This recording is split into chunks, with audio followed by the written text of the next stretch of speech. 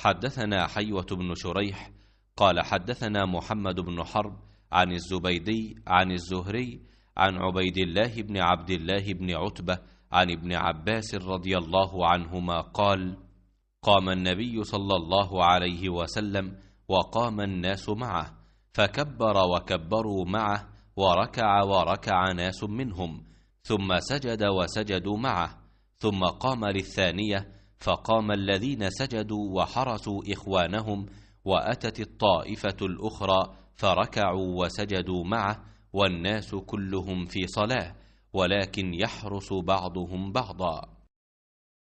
मोहम्मद बिन हरब ने ज़ुबैदी से बयान किया, उनसे ज़ाहरी ने, उनसे उबैदुल्लाह बिन अब्दुल्लाह बिन उतबा बिन मसूद ने, उनसे अब्दुल्लाह बिन अब्बास रदियल्लाहु अन्हु ने कि नबी करीम सल्लल्लाहु अलैहि वसल्लम खड़े हुए और दूसरे लोग भी आप सल्लल्लाहु अलैहि वसल्लम की इक़्तिदा में खड़े हुए।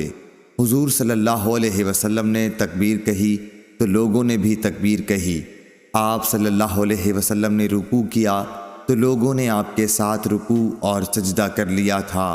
वो खड़े खड़े अपने भाइयों की निगरानी करते रहे और दूसरा गुरूह आया जो अब तक हिफाजत के लिए दुश्मन के मुकाबले में खड़ा रहा।